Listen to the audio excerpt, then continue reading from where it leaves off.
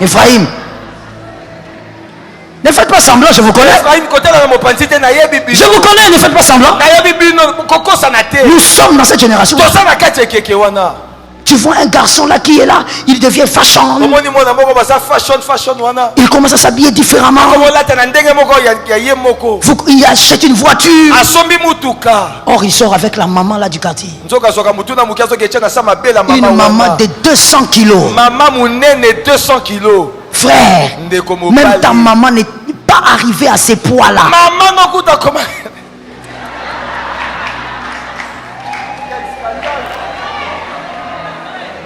Quelle audace. Même ta maman n'a pas ce kilo là. Ta maman, elle a grandi, elle a toujours 60 kilos, elle garde son corps. Mais toi, tu pars dans un tas.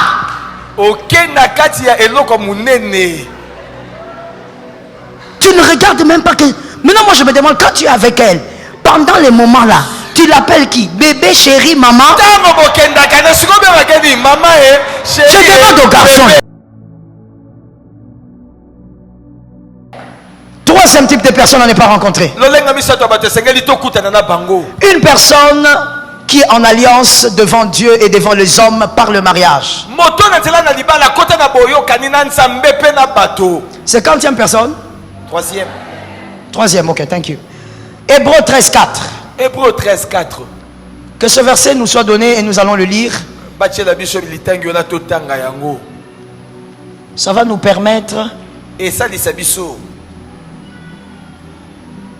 de voir clair dans certaines choses. Hébreux 13.4. Que le mariage soit honoré de tous et le lit conjugal exempt de...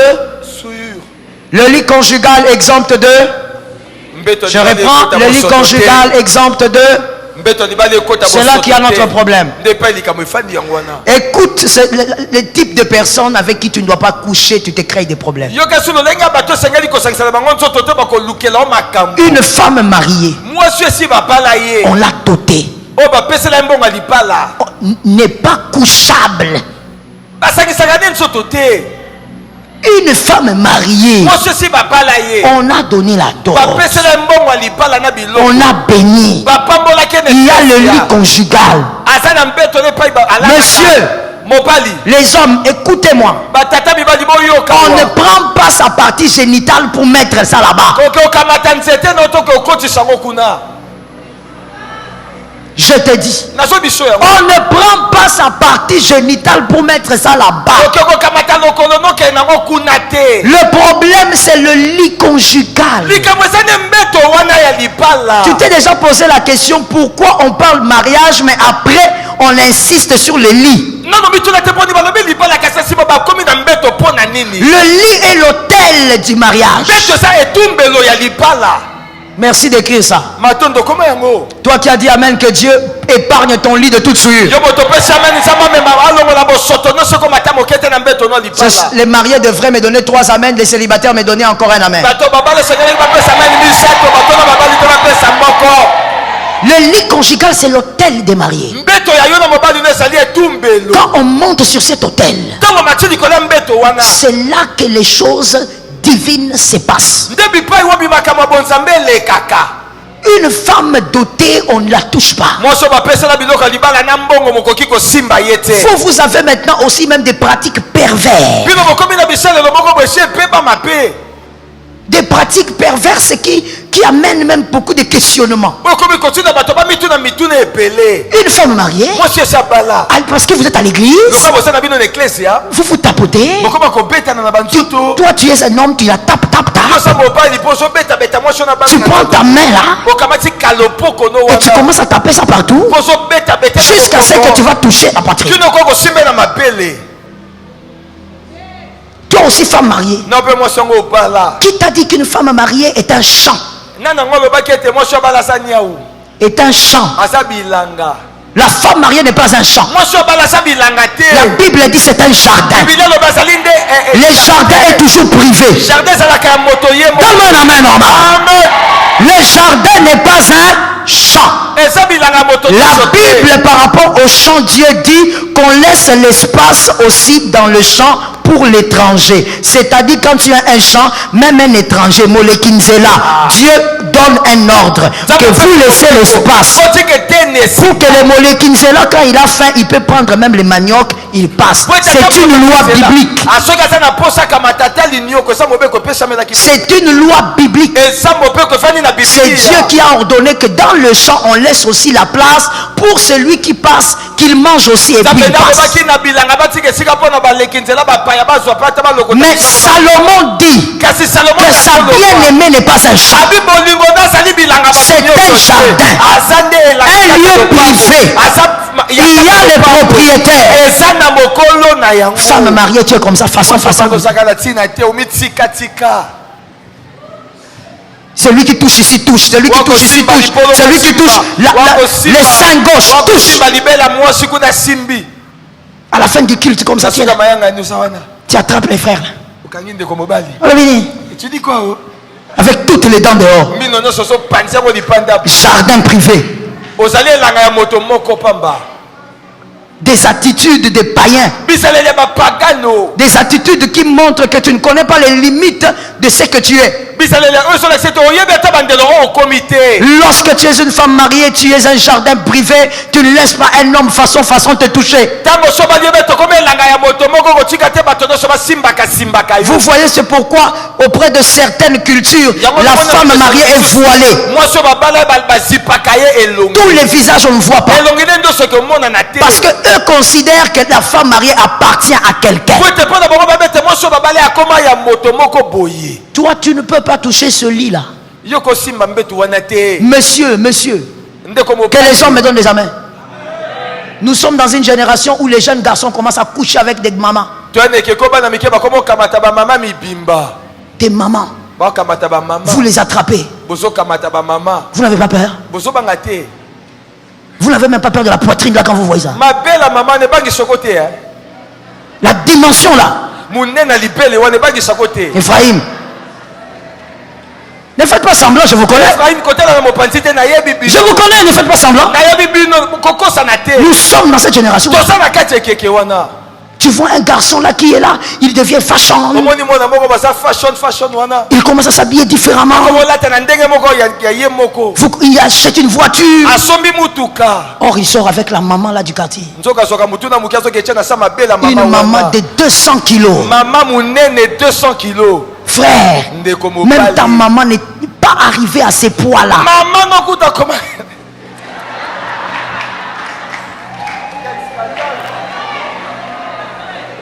Quelle audace. Même ta maman n'a pas ce kilo là. Ta maman, elle a grandi, elle a toujours 60 kilos, elle garde son corps. Mais toi, tu pars dans un tas.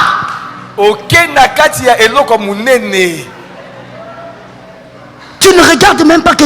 Maintenant, moi je me demande, quand tu es avec elle, pendant les moments là, tu l'appelles qui? Bébé, chérie, maman. Je demande au garçon. Vous l'appelez comment? Maman, chérie, bébé. Parce qu'elle, ce n'est pas bébé. Bébé grand comme ça, gros. Bébé de cette taille là. En exagérant rien. Même si cet homme là n'est jamais au courant, mais tu as brisé l'autel. Tu as touché le lit conjugal. C'est que tu brises. Il faut que j'explique ça. Serge, on va essayer d'expliquer ça. Mais bon, on aura peut-être des problèmes avec Dad ici, on casse ça. On casse seulement. Maman. Comme ça, il faut vous signer en haut. Vous signez quand même. Est-ce qu'il y a des chaises cassées là-bas? Sécurité, regarde là-bas. Est-ce qu'il y a des chaises cassées? Donnez-moi rapidement. Quand un homme me descend d'une chaise cassée là-bas, je vais vous montrer ça. Monsieur, ne suis pas la vague qui se passe en ces derniers temps. Oh non, comment tu fais mon frère? Comment tu arrives à être comme ça? Oh, il y a une maman. Une maman que j'entretiens. La maman là, pour elle, tu bois des histoires bizarres. Tu t'empiffres des histoires, des mélanges très bizarres. Même ta démarche a changé à cause des histoires que tu bois. Quand tu arrives chez la maman, là tu dis aujourd'hui 40 rounds. La pauvre maman n'est pas habituée à fatiguer tout le temps. Et toi tu te sens fort. Elle te donne de l'argent.